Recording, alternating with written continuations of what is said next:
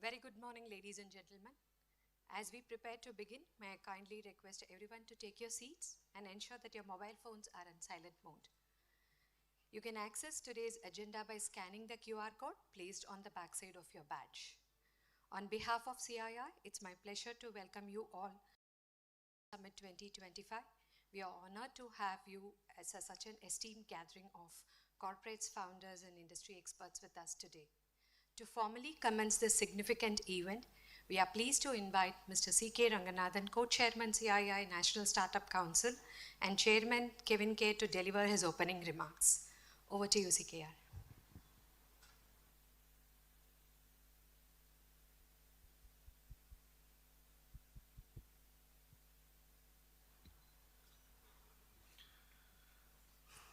Good morning, ladies and gentlemen.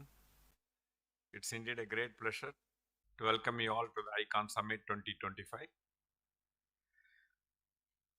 To our distinguished guests, corporate leaders, innovators, startup founders, investors, academic partners, and representatives from Government of Telangana, thank you for being here with us today. A special word of appreciation to T-Hub and all our ecosystem partners for their continued support, and to CII members and sponsors who have helped shape this platform into one of the country's most meaningful gathering for innovation and entrepreneurship. This is the largest startup ecosystem in the country. We are very happy. T-Hub, what was started earlier, now it houses over 2,000 plus startups. We are very happy CII has partnered in making this happen. Over the last decade, India has witnessed extraordinary transformation. From a small emerging startup ecosystem, we have grown into third largest startup hub in the world, with more than 1 lakh young companies building solutions that matter not just for India, but for the world. We are very happy that India has progressed very well in the financial ecosystem.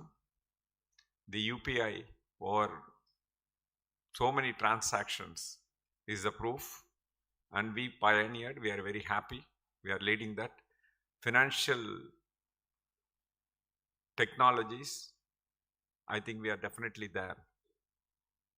But we need to go a long way in other areas, and that's how the summit, if you look at, we have themed it as sustainability, manufacturing excellence, and financial inclusion.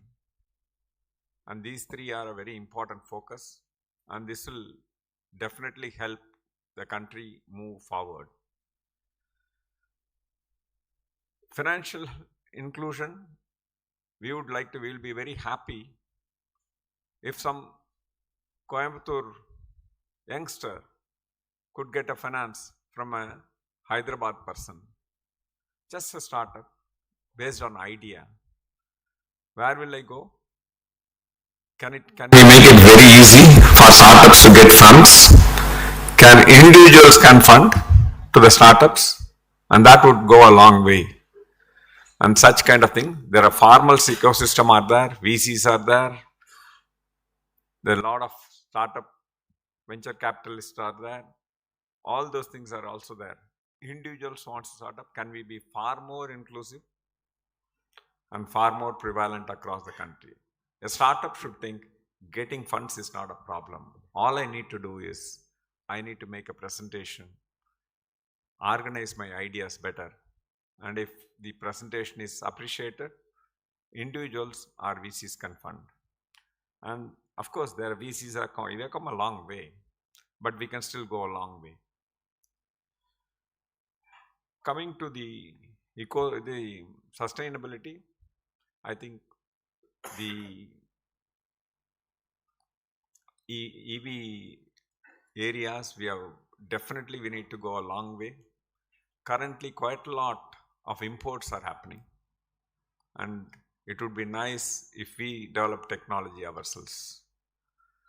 More and more required, and the world is moving towards sustainability. Any form of energy. How do you make the world a better place to live? This is one area of focus. I'm sure the deliberations in the next 2 days will definitely help. Coming to manufacturing excellence as a theme, and that's we are already at Industry 4.0 and 5.0 is staring at us, knocking our doors. How do we include humans as a very important, collaborating with machines and much more, and central in the central of decision making is going to be the key thing. I feel that we need to boldly step into Industry 5.0. And 4.0 is progressing well, but robotization is just knocking the corner. Industry robotization is decent, but household, I think anytime is expected. We are seeing cases around the world, some few cases emerging. In few years from now, it will become like iPhone, and every household will have their own robots.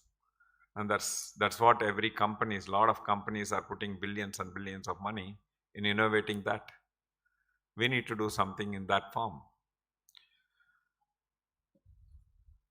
The very important thing that we need to shift gear, I'd be the one of the thing that as CII is focused on, how do we make innovation far more prevalent, and that helps the country to be formidable. In the past, we used to sell body shopping, and we walked away with dollars, and they walked away with technologies, the future. And this is the time, the startups, we are all building our hopes on how do we walk away with both dollars and the future. So it means India need to export a lot of advanced technologies across the world, besides making use of it by itself. And that's the key thing. If that day is coming, we are definitely progressing in that direction. I think our day will be made. One last appeal I would like to make it to all the industry captains here is, can you partner more with startups? Can you do every startup? Because it is very important to build an ecosystem. Every company is interested in making money. At the same time, indigenization, leaving something on the table, will go a long way. I was recently, about 2 weeks ago, I was at China, very amazed to see the kind of transformation they are making. The AI application, they are clearly leading. Everywhere, I think the kind of technology, it's a treat to watch. And that's why I think a lot of exports, technological exports are happening. I'm seeing them becoming the way they used to be in the manufacturing. In technologies also, soon they're likely to kind of lead because of the ecosystem and the kind of, there the corporates are coming forward and encouraging quite a lot the startups. Be it Tencent, Alibaba, everywhere. We went to their kind of facilities, they made a presentations, each company. I think that's very nice to see that the way they embrace startups is something phenomenal. And I think that's a lesson we need to take. So that I think with that we can definitely create a great India. So remember, we are very talented people. India is blessed with quite a lot of great, qualified and capable entrepreneurs. But we need to make not just giving our hard work and in terms of talent, but own the technology, own the IP. Therefore, eventually get a lot of foreign exchange currencies for the India and treat the market not India alone, but globally. Thank you very much.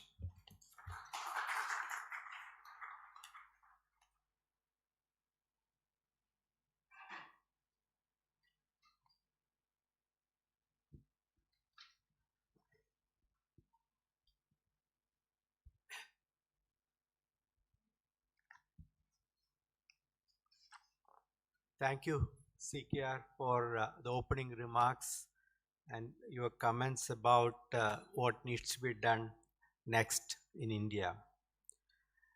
My sincere thanks to Dr. Suchitra Ella, Vice President CII. I'm told that Bharat Biotech was started 25 years back, so 30 years back. Okay, so thank you for being here and supporting ICONN and the startup initiatives. We are expecting Mr. Sanjay Kumar, Special Chief Secretary, Department of Information Technology and Electronics and Commerce and Industry, Government of Telangana. Hopefully, he should join us soon. Let me add my welcome to all of you to the ICONN Summit 2025. The room has entrepreneurs, corporate leaders, investors, innovators, ecosystem partners who are shaping India's future. And this is why we wanted to create this platform where the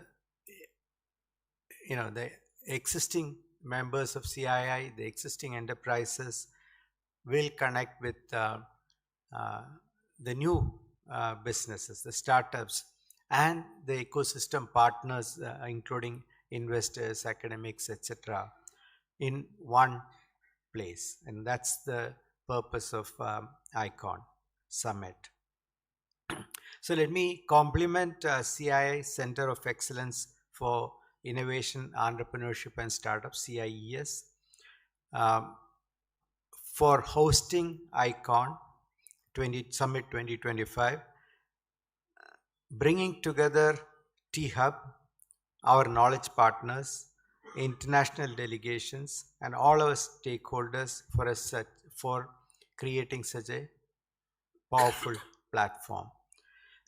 I'll talk more about CIES a little bit later. CKR talked about the current ecosystem that exists. I want to add to that actually. India is going through a remarkable period in India's history. The first impact on global economy is, of course, emerging technologies led by artificial intelligence. And,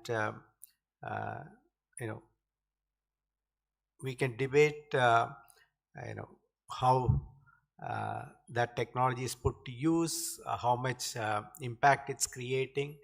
I think, we are probably at a trough now. The hype curve, if you remember, there's a hype and then there is disillusionment and then steady implementation.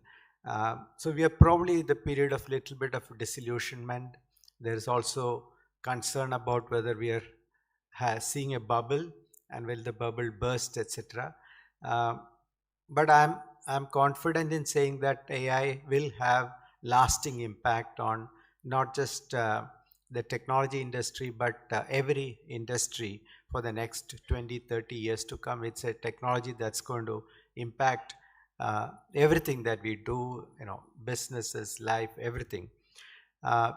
Over and above AI, there are multiple emerging technologies that are going to impact different sectors, different businesses. The second change that we are seeing, which will have significant impact, is geopolitics itself. I think, the world where we talked about, the world is flat and, it's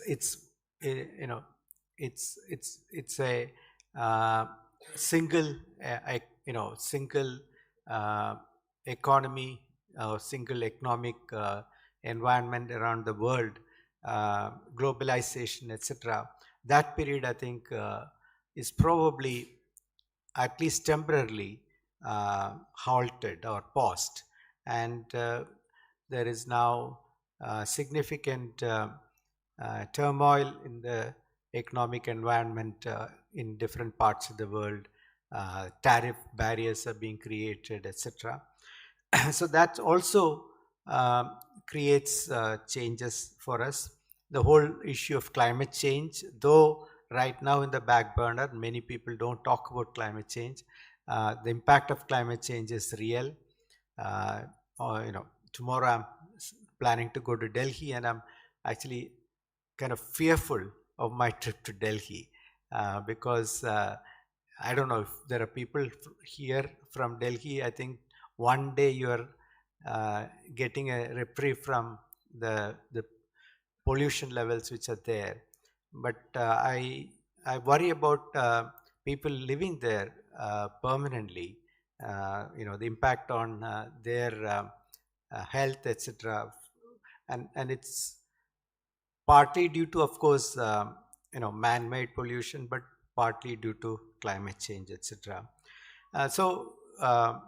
All of these things are going to create significant disruption, significant impact on global economy, India's development. India is yet to develop. We are still a low-income country and yet to develop. So what will be the model that we will use to develop? Can we create, and it's not can, I think we should create a new model for development.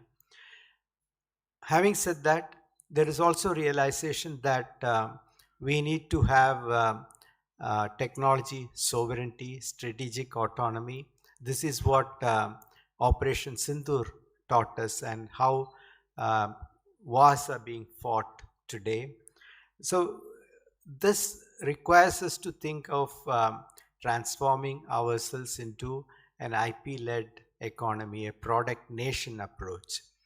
I also believe that if India wants to become a developed nation by 2047, Viksit Bharat by 2047, a prerequisite of that will be a transition to an IP-led product nation approach. Without strong leadership in R&D, strong leadership in sciences, I do not believe that we can become an economic superpower. We have to become a technology superpower, scientific superpower, before we can become an economic superpower. So, multiple reasons. I strongly believe that we need to transition to an IP-led economy, product nation approach, and this requires us to invest significantly in R&D, significantly into innovation, significantly into this IP-led economy. Today, India invests 0.67% of GDP in R&D, and we need to go to at least 3% of GDP into R&D. To catch up, probably we need to go to 4% of GDP into R&D, and this is something that I hope we take back from today's session, because everyone will have to play a role here. One, and I'll repeat this later, we have to increase the R&D intensity in our businesses. We have to increase the R&D spent in our businesses. We have to increase our connect with the startup ecosystem to get innovations into our companies. Look at innovations outside the organization and bring it in. Look at R&D outside the organization. How do you interact and interface with that? Corollary to that is academic institutions will need to reach out to industry and look at how they can address the issues facing the industry. The research that they do must be relevant to society. Not all of it, but 60-70% of the research that they do must be relevant to society, relevant to industry, etc. So this, I think it's a critical period for us. In the last 10 years, from 2014 onwards, we have taken bold steps to transform ourselves to become a startup nation. Third best ecosystem or second best ecosystem, etc.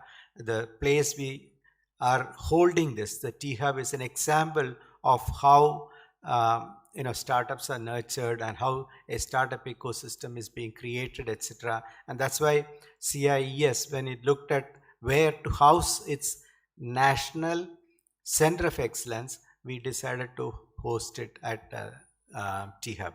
And we are very glad that Telangana government supported us in making that indeed happen. So systematic effort over the last 10, 11 years to create the best startup ecosystem, but we need to go much further. The unicorns or the unicorns of today must have the staying power, because we need these companies to actually become tomorrow's multinational corporations. We need Indian multinational corporations, not one, not two, but 50, 100, 200. And where will these come from? These will come from these unicorns, etc. So they need to sustain and become multinational corporations. They need to take leadership in their industry. They need to think about creating 100, $200 billion industries. Why am I saying this? IT services industry, which I was part of, has become a $300 billion industry. It's globally competitive, it's globally best, and it can be done. So we need many such sectors in the country, many companies in each of these sectors to become category leaders in the areas that they're working. And we need to together make that indeed happen. And we need to look at multiple horizons. In the 1 to 3 year period, it's the startups or the companies that acquire these startups that will do very well. In the 3 to 7 year period, it's applied research that gets converted to businesses, products, etc. What is called translational research. And above 7 years, it's basic research, which in the future will give us leadership in these areas. The other important initiative which we need to take on is look at mission mode programs in either private sector or public sector. Just like ISRO was a mission mode program to land on moon, land on Mars, create our presence in space, we need mission mode programs.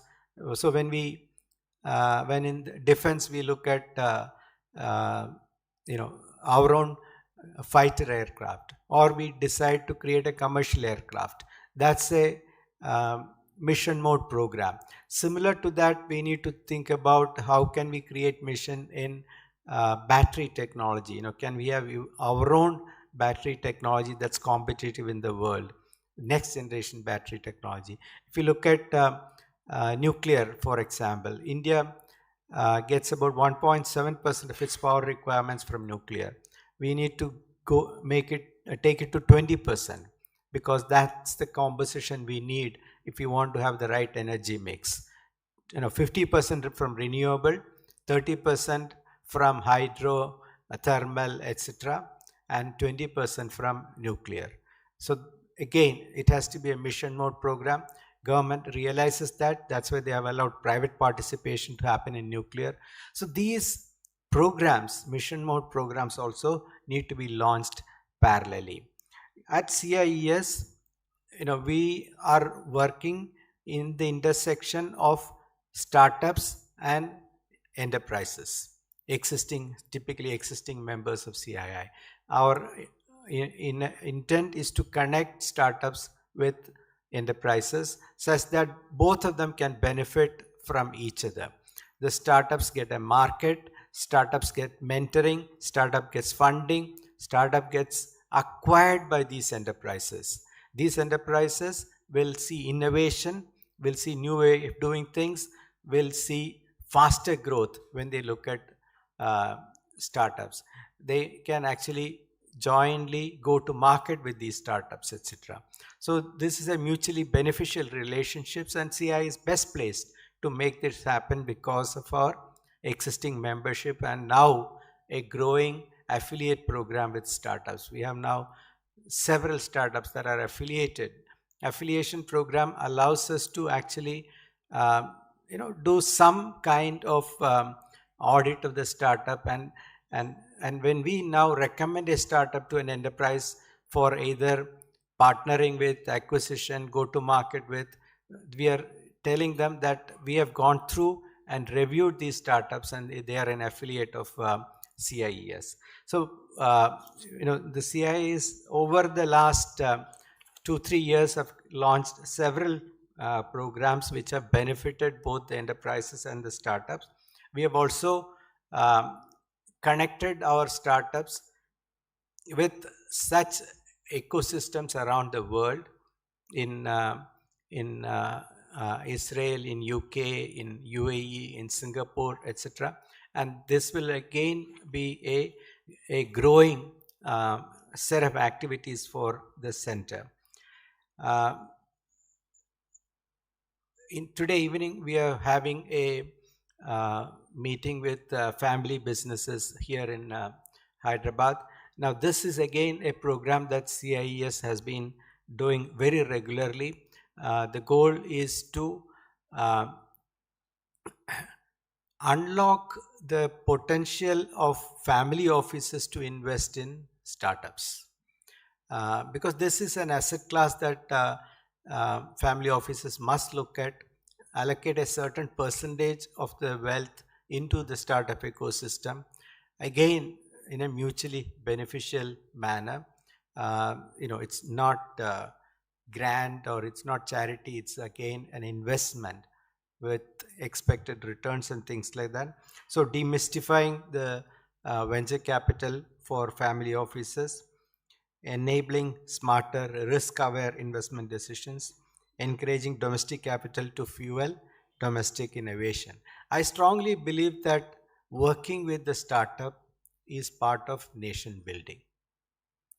We need a robust startup ecosystem that will bring new innovations, faster growth to the economy, create new job opportunities, create new products and innovations, transition to product nation, etc., all through these startup ecosystem, startups.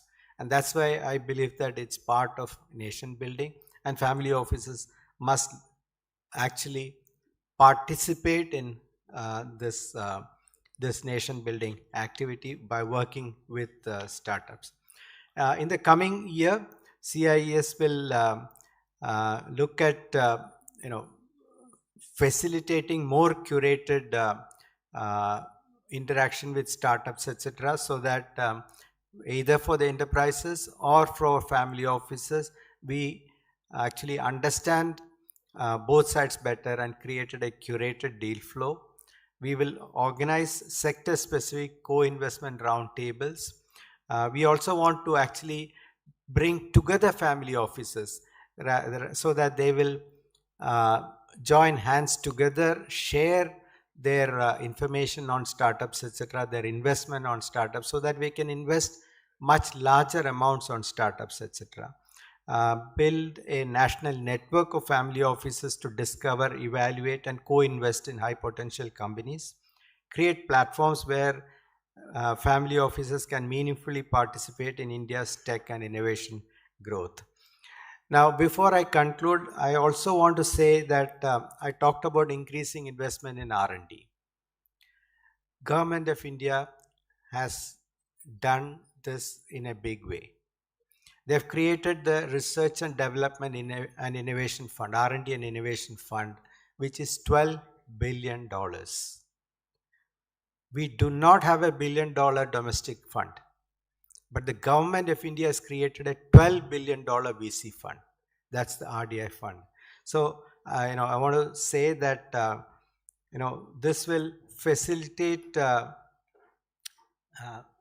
Mr. Sanjay Kumar, please come join us.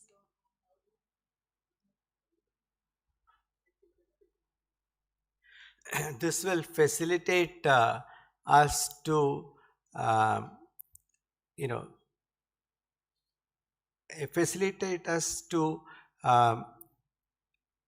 actually support growth stage startups in a big way. And today, when a growth stage startup requires 50 million or 100 million, it's typically foreign capital that steps in, because we don't have domestic capital of that nature, of that size. You would have seen a SoftBank or somebody like that invest in that stage. But with this now, we have the capability to invest large amount of money in Series B, Series C, etc. But I want to challenge now the private sector to create at least multiple $1 billion VC funds. I don't see any reason why not. If family offices join together, we can create multiple billion-dollar VC funds in the private sector in India. We must do that actually. Because government is wanting to leverage this to actually bring larger participation from domestic funds into the startup ecosystem. I hope we do that. So I want to thank you all. Enjoy the next 2 days of deliberations on the ICONN platform. There's also a showcase of many startups downstairs. Please stop by and visit each one of them, talk to them, see whether you can help them in any way you can, support them in any way you can. And I also want to thank the grand jury members and assessors who have taken their valuable time and supported in evaluating and selection of startups for women in innovation. This is a compendium, and we have the Startuppreneur Awards also. So want to thank the jury members, and I want to, as I said, welcome invite you all to engage and participate and co-create with CIES. Thank you very much. Thank you, sir. May I now call upon Ms. Suchitra Ella.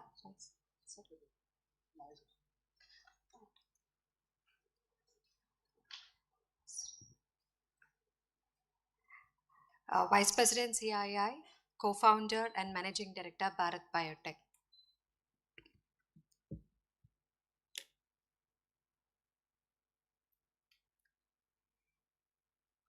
Good morning, Chris, CKR, Mr. Sanjay Kumar, Special Chief Secretary, Department of IT, Electronics, Industries, Commerce, Government of Telangana.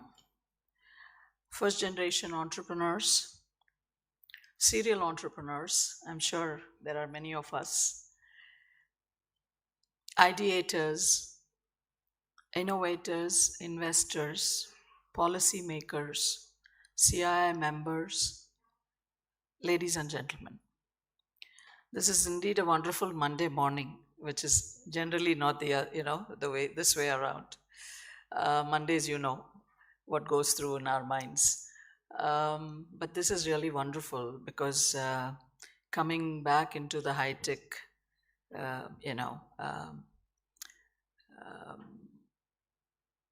area of Hyderabad is something that I have, I've driven this curve with this particular synergy that has happened, confluence, I would say, of technology that happened from this city. Going back almost, Chris was just asking me, 25, 30 years ago, when the seeds were sown for bringing technology, whether it was IT or biotech or in the life sciences, all this, the confluence started happening probably going back 25, 30 years now. And to such an extent that today we call ourselves, Hyderabad was initially, we have this historical connotation that we are a twin city, Hyderabad and Secunderabad. Then after this particular Madhapur and all this vicinity back here that started sprouting so fastly in just over 2 decades now, we have a third city which came out of it, and we call it Cyberabad. So, it's a kind of like a very homecoming kind of a moment for me, because I've been here the last 30 years, and it's been all happening alongside for us as well. Though I travel about an hour and a half to get to Shamirpet, but the ecosystem that is built around this entire plateau, the Deccan Plateau as we call it, is something phenomenal in terms of the ITES presence, the life sciences, pharmaceutical sector being present here much before that, from the IDPL days. For those of you who know what is IDPL, the R&D labs, the ecosystem that prevails both in the public sector and in the private sector, starting from the defense labs to the incubators that are in many of in places like T-Hub and in the Genome Valley, where we have the life sciences incubators. And of course, the aerospace angle of energy and the aerospace angle of how technology is taking us all in the 21st century. Every year, the ICONN Summit brings us together with the energy of startups, the wisdom of industry, and the vision of policymakers. But this year feels particularly special because of where India stands today in her growth journey. India is at an inflection point. We are entering a decade where our economic growth will increasingly be powered by innovation, technology, and scientific excellence. Over the last 10 years, India has built digital public infrastructure at a scale the world has never seen. We have strengthened our manufacturing ecosystem, expanded our biotech, life sciences, and pharmaceutical capabilities, and built one of the most vibrant startup ecosystems in the world. Today, India is no longer just participating in global innovation conversations, but India is shaping them as well. From deep tech to digital health, from sustainability solutions to frontier technologies, Indian startups are driving new models, new markets, and new opportunities, and taking on newer challenges as well. This transformation makes one thing clear: the story of Viksit Bharat will be written not only by merely the large enterprises that have been, doing their bit over the last century, I would say, going back from the house of the Tatas to the recent tech driven enterprises that this country has seen. But by the bold ideas of startups and their abilities to collaborate, not only domestically, but also globally. I come from the biotechnology sector, life sciences. I've seen firsthand what India is capable of when science and entrepreneurship and purpose come together. I myself was in the boots of many of you. Krishna and I co-founded Bharat Biotech in 1996, when probably the definition of biotechnology did not exist in the industry circles and also in the government, because it was mostly a life sciences based platform which was required, that was coming out of the developed economies at that point of time in the 70s and 80s when they started it. So I've had that rub when, during our days back in the US in the 80s and 90s. But when we came to India in 1996, people would ask, what is biotechnology? Whether it was the investors or whether it was the bankers or whether it was the policymakers or the departments that we had to interface with in terms of for regulatory.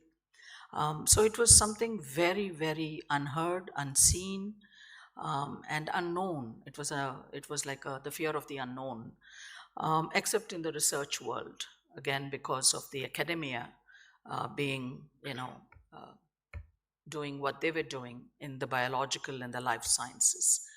But when you started talking about technologies in this area, then we call it biotechnology. So that's where the confluence of biological research, biological sciences, whether it is in agriculture, whether it is in human healthcare, or whether it is medical related, or it is veterinary sciences, or even in the in oceanography and in the aquarian systems that we need to, in marine biology, These are all these things come under the confluence of, under the umbrella of biological sciences today. It becomes a huge platform covering the entire gamut of life sciences. Our journey in Bharat has been one of long-term commitment. I just mentioned it's been 30 years since. Coming February 26, we would have completed 30 years of our presence in Hyderabad. Which just goes to show that the longevity, that the gestation period that it takes to bring about innovation, create technologies, bring about clinical research into the areas that we work, to introduce products, not services, but products.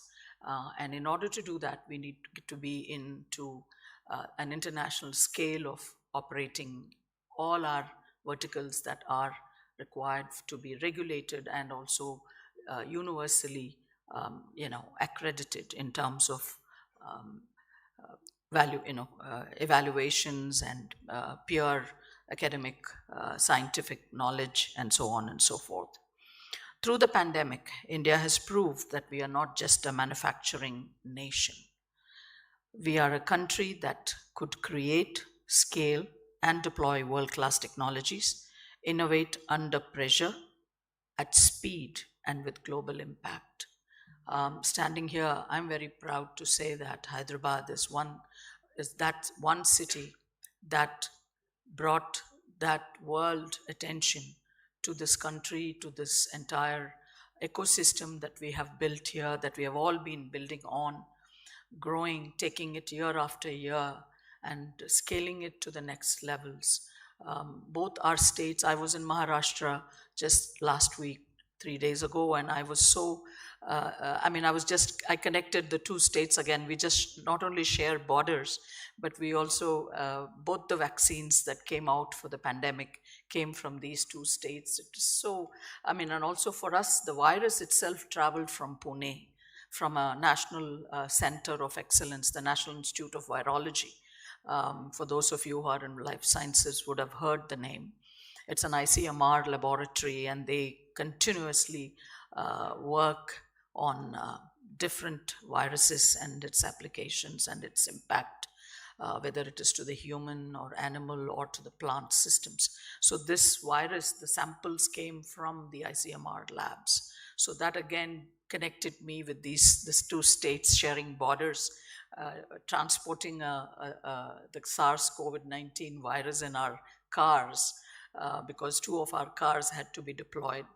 World Courier and DHL and Blue Dart and everybody had shut down operations because of lockdown 1.0. And so we just deployed our own scientists, 4 of them traveling to Pune. So that beautiful connect again, bringing these, the cities, it's that kind of research.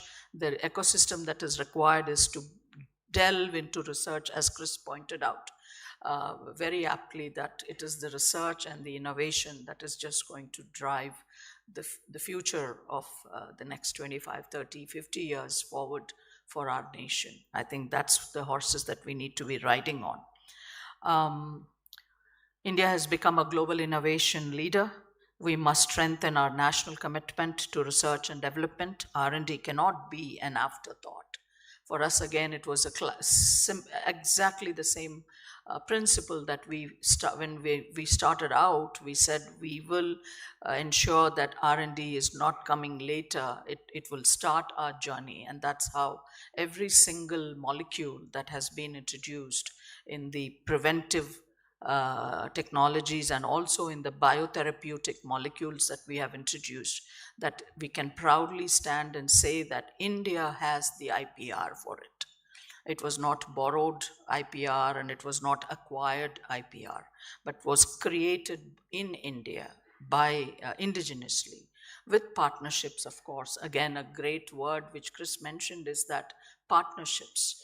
CKR also mentioned it. It's partnering with public or private sector, within ourselves, with the government, public sector, research institutions, and also global partnerships, which is very important for us to scale for the future, for the future going ahead in terms of being on a level playing field on global platforms. Whether it is biotechnology, AI, genomics, material science, sustainability, or advanced manufacturing, the next wave of value creation will come from science, data, and technology all converging with each other. For startups, this would mean building strong scientific foundations from day one. Please don't neglect it. It doesn't come later after I make this revenue or I clock that milestone or some, I mean, I think it's not, I think, it is something that will have to be with us. It's like it's a DNA that we need to just, enable it to scale and take it to levels that are higher as we grow up in the ladder or cross those milestones, whatever they are. Investing in talent and technology early, partnering with academic institutions. I probably couldn't talk enough about it, whether it's the Indian Institute of Science, Bangalore for us, starting way back in 1996 and 98, or all the national laboratories, irrespective of the departments they come under, because these laboratories and research institutions are mind-boggling in terms of the scientific talent pool that they have, the resources, whether it is whatever you call it, the knowledge, the academia, the long years of their working in those specific areas. For us, it was either the labs of the DST, the Department of Science and Technology, the CSIR labs, as we all know them, the DBT labs, the Department of Biotechnology, the government of the ICMR labs, the Indian Council of Medical Research, the DRDO labs. I mean, you name it, we have partnered with them. You name it, we have partnered with them. And with the universities in this country and with universities and institutions abroad. Whether it is the Stanfords or the Centers for Disease Control in the United States, the facilitators were the government of India and the government of the United States. So I think when we are ready to go that extra mile and take those steps forward, I think governments come in and facilitate many such collaborative models, because there are many platforms that are already existing. We just need to go and tap in and see which one will fit our shoe. That's all it is. That's all it takes for us as entrepreneurs to build on. Designing global standards from day one. I always believed in this strongly at Bharat. I have spoken to my own internal teams, my own young biotech, life sciences, pharmaceutical graduates. I used to tell them that I am not here to make a vaccine for Hyderabad and for Andhra Pradesh at that time and Telangana now. I said, we are making vaccines for the entire country, and the next stage would be for us to take it to the globe. And today we stand on that threshold where we make our vaccines from this city of Hyderabad goes to more than 125 countries, competing with the best of the best of technologies and the organizations that are there in the developed world. So there is in no way that we can say that, we can't scale ourselves to that. We have done it beautifully during the COVID. The example of the pandemic is something that I wish to draw your attention to. No country in this world has produced 3 billion doses of vaccines. Please, I'm not saying this to talk about, it's not about the company that I stand for, but it's about the country that I'm talking about. No country has done it, not the United States. Nobody has done this. This is India achieving that because we were 1 billion. The government decided that we needed to vaccinate 18 and above. So that was 1 billion there. The other 400 million is the 18 and under. So we had 1 billion doses of vaccine for the first dose, the second billion added because it was the second dose that needed to be given. And if required, the booster dose was the third dose, which again added the third billion. So this was 3 billion doses of vaccine. And not only we served our own demographic requirements, but we also sent vaccines to about 100 other countries. 100 million doses were sent free to many of those countries who still value and regard that. And they appreciate that this technology was indigenously also built from India, and India put herself on the global map of innovation. When we get cited today for Covaxin, we have 27 publications for Covaxin alone, just one product, in the best of the peer journals that are there in the scientific world, in the medical world, in the health sciences. So this is how we need to build our own, we all start humble, we all start small. We have all taken inspirations from many of the giants that are out there around us today. We know the way Infosys got started. We know right here, Dr. Anji Reddy, a son of the soil, how he started his enterprise. We know many such, we know Biocon, we know many tech-led enterprises. We know Amar Raja Batteries. I mean, all of them are first-generation tech-driven entrepreneurs who took phenomenal time and efforts and commitment to innovation and to, product development and research, and then building the technology platforms and scaling to the global levels. So innovation is not about just solving a problem. It is about solving the way that endures, scale, and shapes markets and also the growth of our economy. India today is a trusted, reliable partner with scientific credibility, with a strong digital ecosystem, and a rapidly advancing manufacturing base as well. International institutions, corporates, governments are actively exploring collaborations with not only the larger companies that are operating out here, but the startup companies as well, with the startup ecosystem. I'm sure this is going to, this summit, the ICONN 2025 summit, is going to be a powerful reminder of the collective energy and ambition that exists across India's innovation network ecosystem. Let us all use this platform to forge partnerships, inspire new ideas, accelerate India's journey as a global innovation leader. To every startup founder in this room today, you are the heartbeat of India's innovation story. You will create history, and you will make the heart of this nation go lub-dub, lub-dub, lub-dub. I think that's the future that we need to be looking for.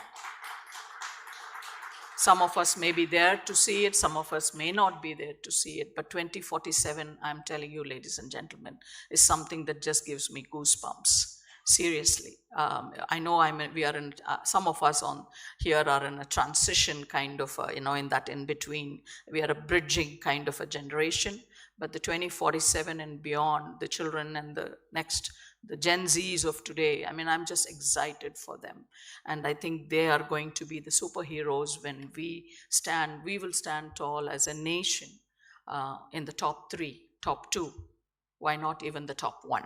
Thank you so much for this excellent opportunity, and I wish you all an insightful 2 days of interactions, deliberations, discussions, and partnerships.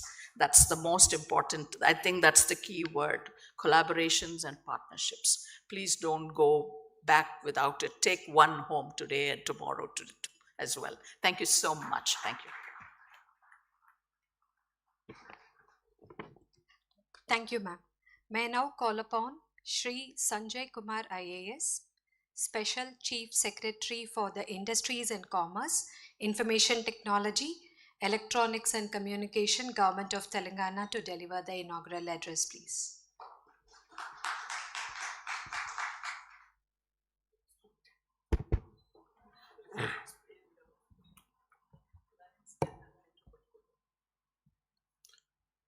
Chris Gopalakrishnan Garu, Chairman of CII CIES Advisory Board. Suchitra Ella Garu, Vice President CII, Jayesh Garu,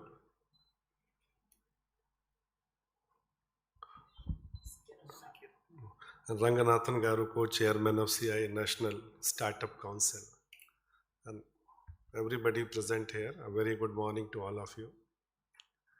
This is, I suppose, my 5th visit to this particular place.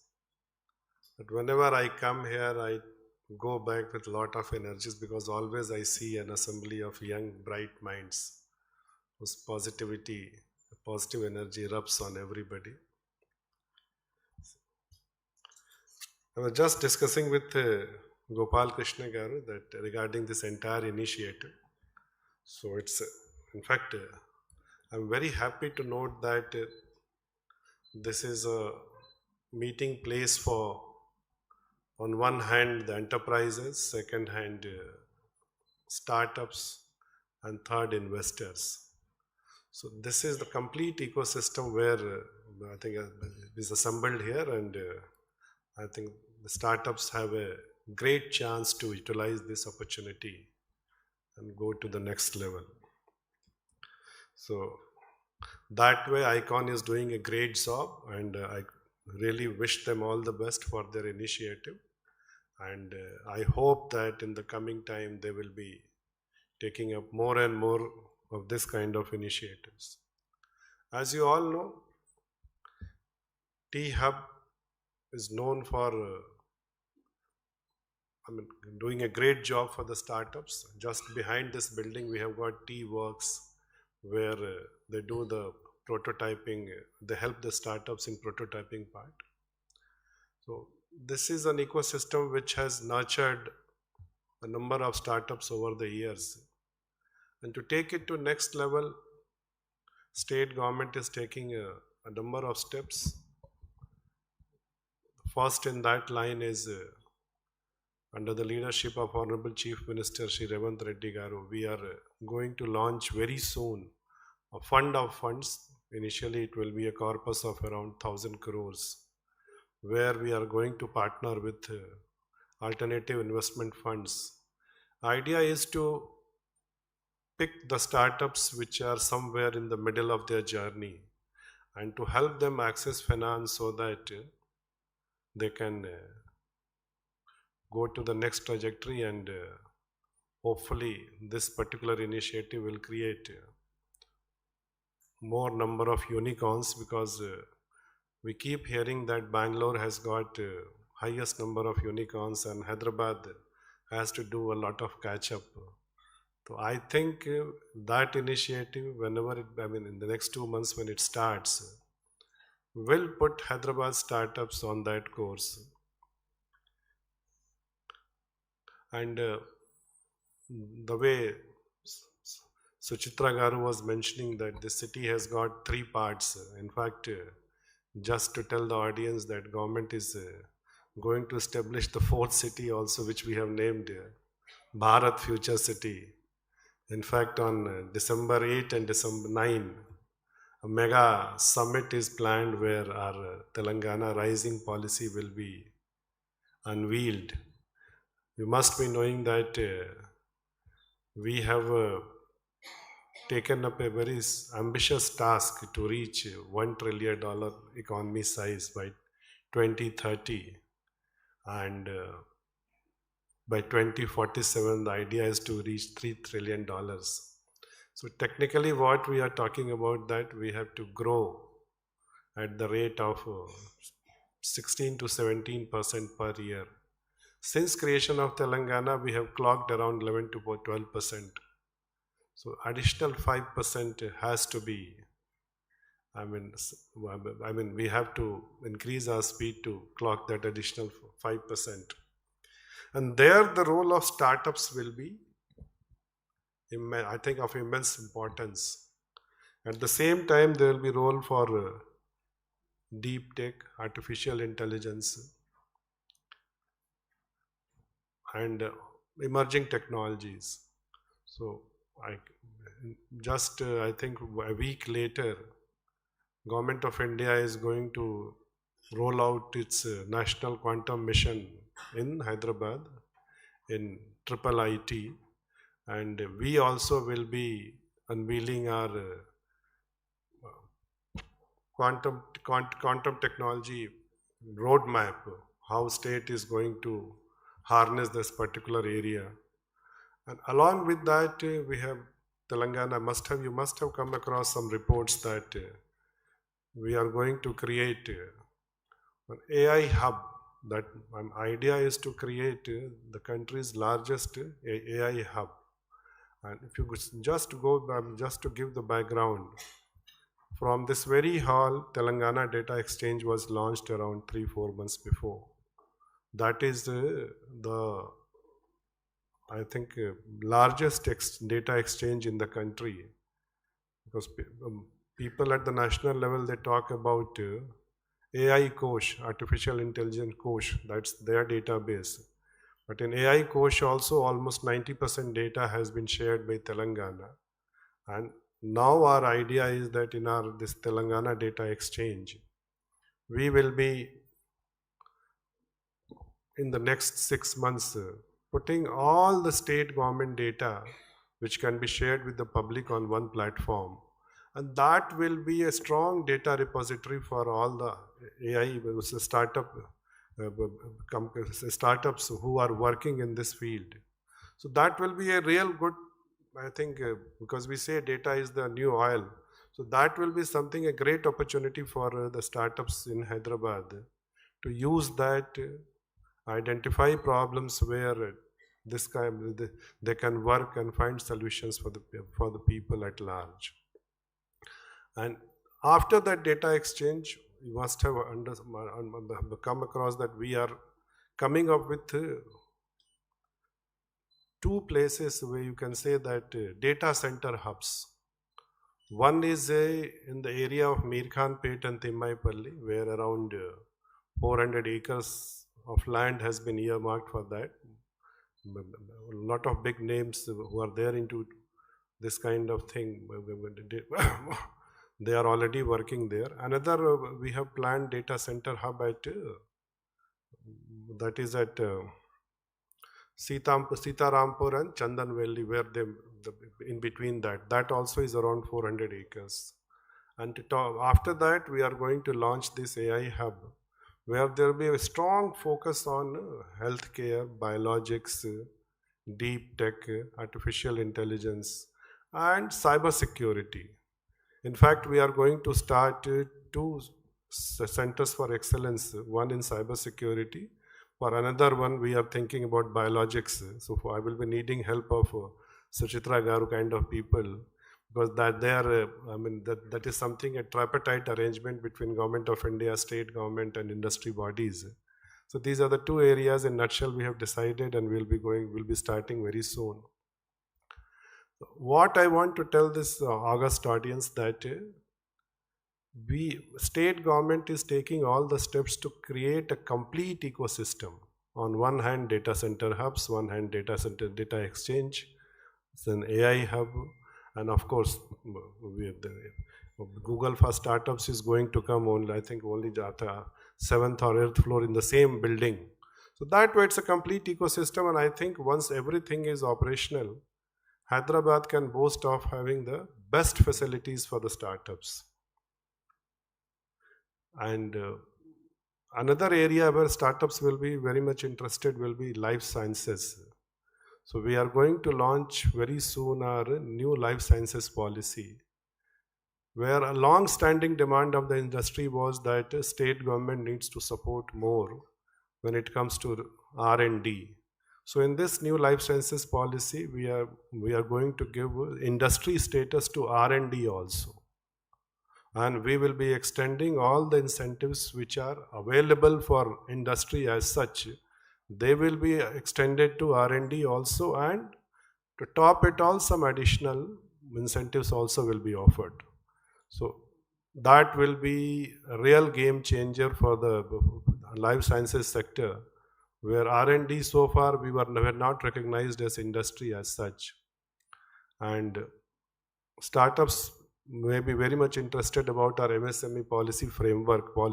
Last year we announced a policy operational framework has to be We are already finalized the operational framework, which we will be, I think, launching very soon. So what I want to tell everybody here that when it comes to startups, when it comes to MSMEs, we are taking all the steps. In fact, the area between outer ring road and regional ring road has been earmarked as for industrial purpose.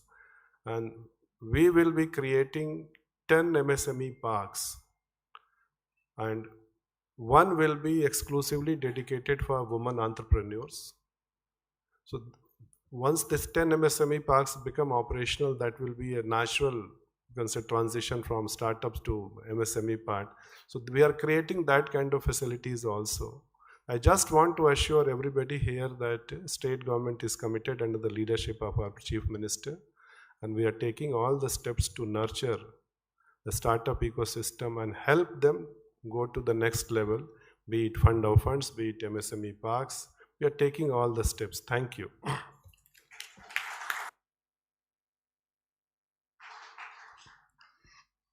Thank you, Shri Sanjay. We now proceed to the next segment, the much awaited announcement of CII Startup Awards.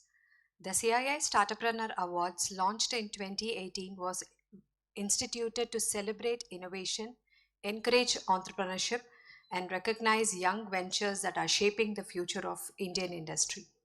Over the years, CII has announced over 60 outstanding startups that have demonstrated bold thinking, breakthrough technology, and meaningful impact. This year marks the 6th edition of the award with over 700 startups participating. The evaluation process began with screening with 12 accessors, followed by final review conducted by the grand jury. This year, award will be presented across 4 categories: Best Social Impact Startup, Best Women-Led Innovation, Excellence in Product Technology Solution by Startup, Best Emerging Innovation. We extend our sincere gratitude to the grand jury for their time, their meticulous evaluation, and their invaluable support in strengthening this initiative. May I kindly request Sri Sanjay Kumar to present the awards to the winners under the Best Social Impact Startup category. The Best Social Impact Startup Award is presented to Genu Technologies Private Limited for the design, development, and manufacturing of robots to enhance human safety, mitigate human risk, and increase productivity in hazardous, high-risk, and constrained industrial environments. We kindly invite you to welcome and join the team on the stage and accept the award. Congratulations to you.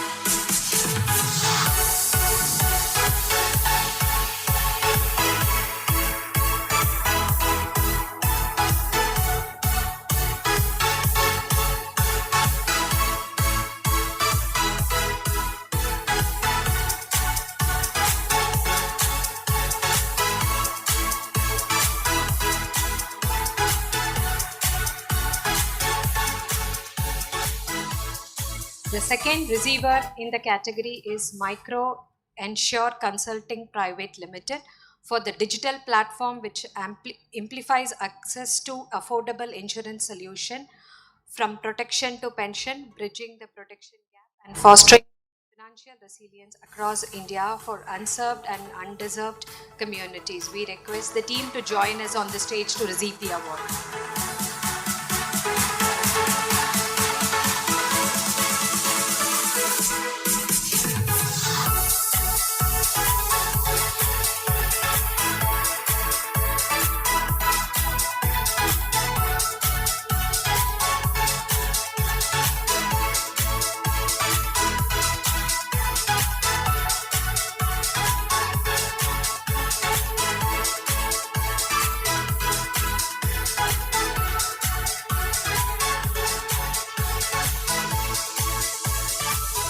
In the same category, we also present our third winner in the category is IIT Device Private Limited for their innovative and portable medical devices for PAD and neurotherapy screening, empowering early detection and prevention of diabetic foot-related complications.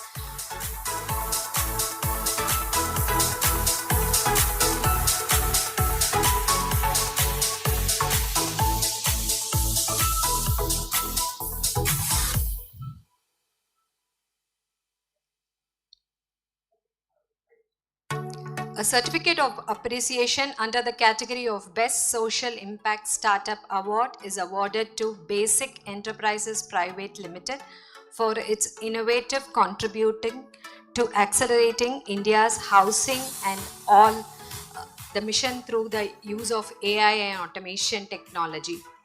We invite Basic team to come on stage and accept the certificate.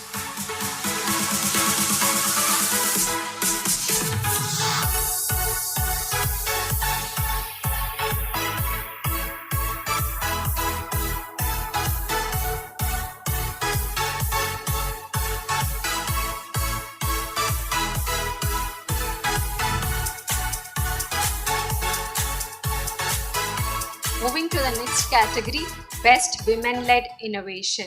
May I request Ms. Suchitra, Vice President CII, to present the award to the winners under this category. The Best Women-Led Innovation Award is presented to Ramja Genosensor Private Limited for their electrochemical DNA biosensor technology for rapid infection and antimicrobial resistance detection. We kindly request you to come onto the stage.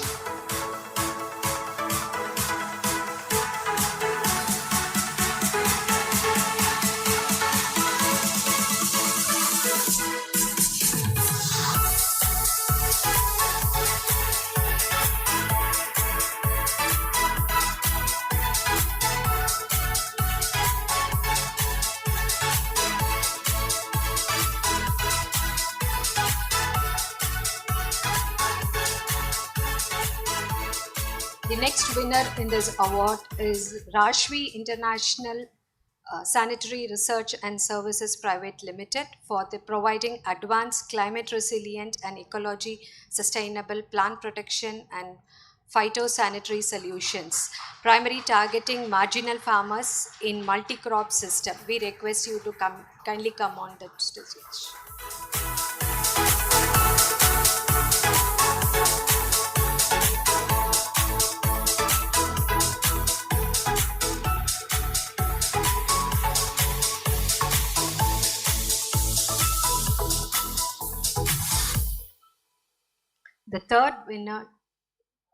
The third winner in this category is Palash Manufacturers and Traders Private Limited for manufacturing and supply advanced solution for women's menstrual hygiene, sanitary napkin manufacturing, machineries and vending machines.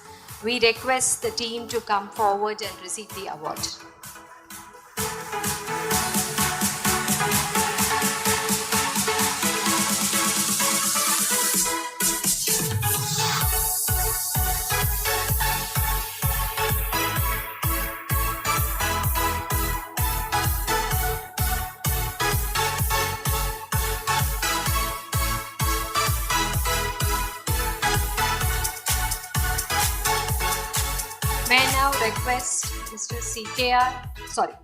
May I now request Mr. Chris Gopalakrishnan to kindly present the awards to the winners under the category Excellence in Product, Technology and Innovation by Startup. Excellence in Technology Innovation Solution Award is presented to Influx Water System Private Limited for their technology solution in advanced water and waste water treatment solution. We invite the team to come forward and accept it.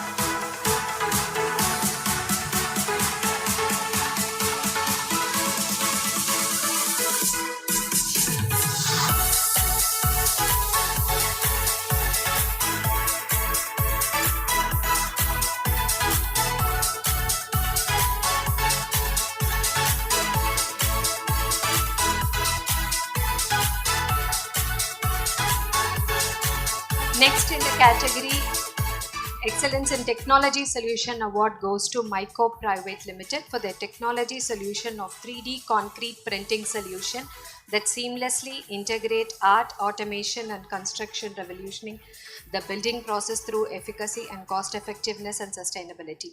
We kindly request the Myco team to step forward and accept the award.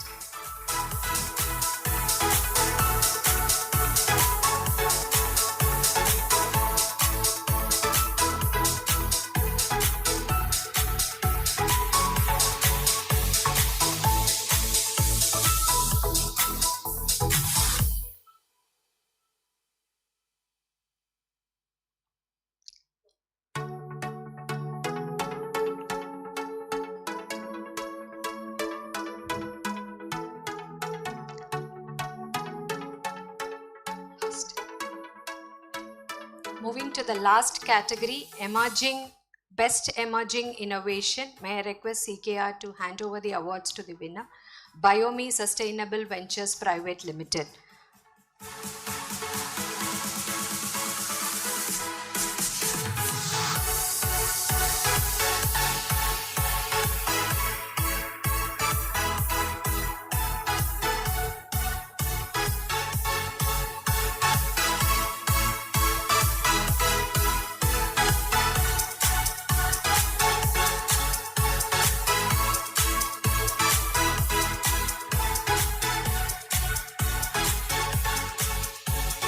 Congratulations to everyone. May I call upon all the winners for a group photograph, please? All the award winners.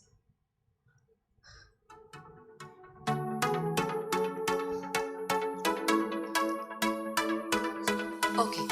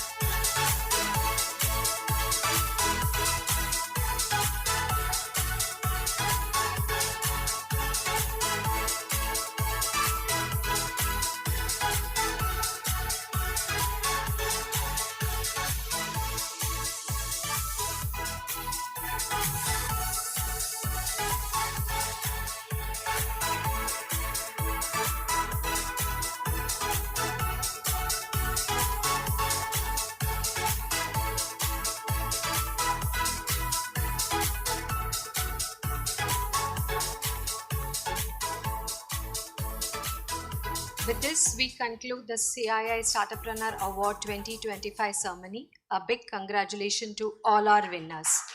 We now move to a series of special releases that celebrate knowledge, innovation, and thought leadership. May I request all the dignitaries to kindly remain on the stage for these releases. Our first release is a proud moment for all of us at ICONN, the Women in Innovation Compendium, a tribute to remarkable women driving transformative changes across India. This compendium serves as a valuable resource and a source of inspiration for aspiring women innovators. It is developed by CII in partnership with PwC. May I also request Mr. Ajit from PwC and Ms. Anuradha from PwC to join the dignitaries on the dais to witness this release.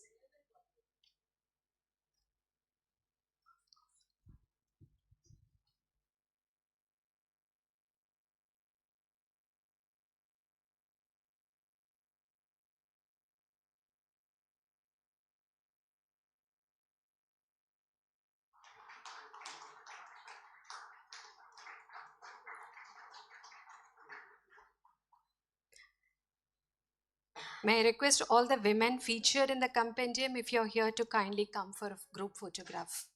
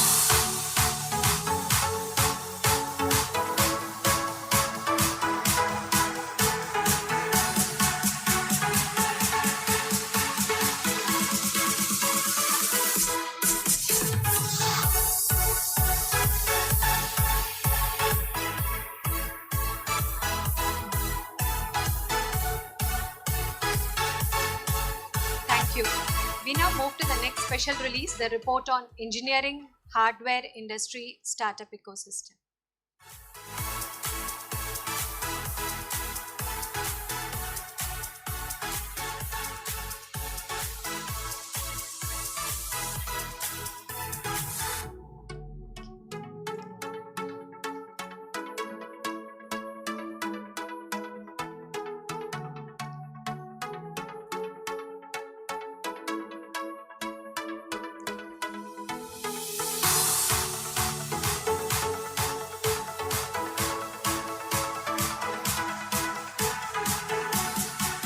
Thank you. We'll now move on to the next special release, the report on engineering, hardware, industry and startup ecosystem. May I invite Dipangan from KPMG and Mr. Murali from Synopsys to join the dignitaries on dais.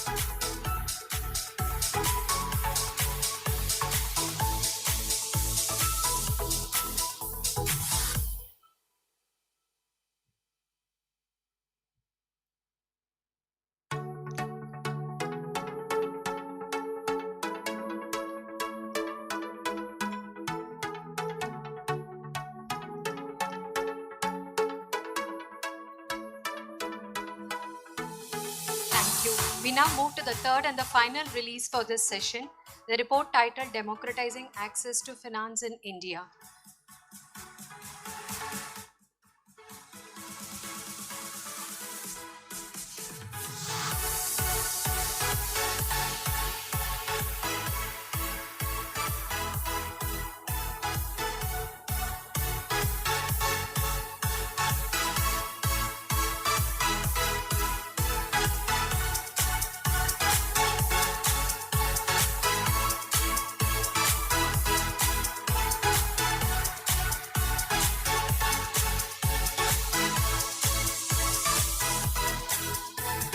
Thank you to all our partners and contributors to taking the time to be here and for your support in these important releases. Our sincere thanks to the dignitaries for graciously joining us for each of these launches.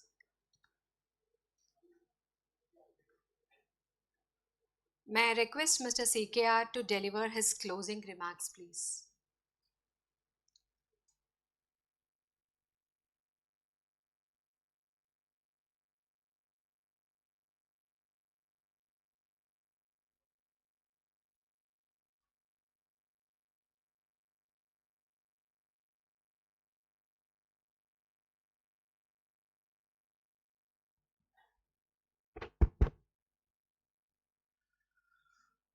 It was indeed a great session. Thank you all for patiently listening to us. Thanks, Krish, for bringing in a real perspective across various stakeholders and what needs to be done to spurring the kind of momentum on innovation and owning the IP. I think you have very clearly marked out how the future is going to unfold and what's the role we need to all play. Thank you very much for that. Now, I would also like to thank our secretary who has come all the way despite his busy schedule and outlining the kind of plans what the Telangana government has, and particularly the startup 1,000 crore investments and with the co-funding coming in. I think that's something phenomenal. All the plans, I think this will take the state to the next level. And thank you, sir. Thanks for your wonderful presence. I'd like to also thank Suchitra for giving a holistic perspective beyond tech and as to how the kind of this thing, the city is unfolding, the state is unfolding, how India is shaping up. Thank you, Suchitra. Thanks for the kind of thing. Thank you all. We all had a wonderful session. I think the ICONN Summit, the next 2 days are here. I would request all of you to attend and take most advantage of that, because there are seminars and various exhibitions, all these things are happening. These things will definitely, knowledge will go a long way. A small idea can spark, and that may be a turning point in each and every one of our own career and in the company as well. Thanks, and have a wonderful take-home value. Thank you, sir. My sincere thanks to all the dignitaries for your time, presence, and your valuable insights. I also extend our gratitude to all our sponsors for this continued support and their confidence in us. With this, we formally conclude the inaugural session. May I request all the participants to kindly join us in the ground floor for the inaugural of the Startup Expo. We invite all the delegates to join us and witness the inaugural. Following the inaugural Startup Expo, we will be reassembling here at 12 o'clock for the sustainability session, and at 7th floor there's a master class. Thank you.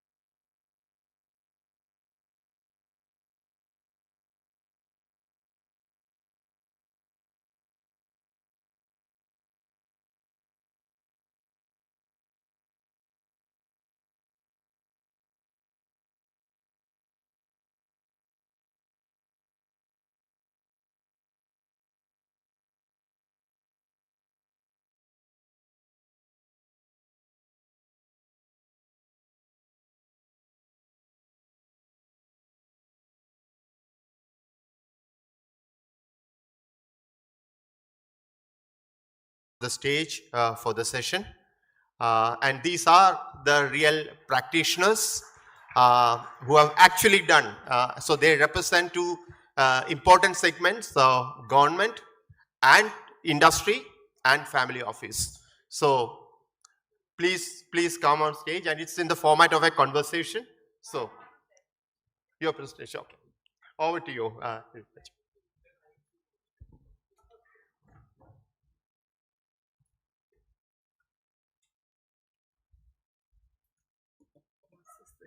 Where's it?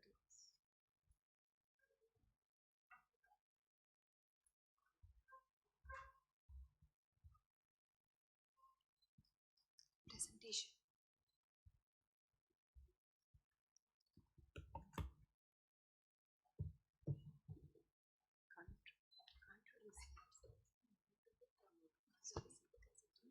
You can't see.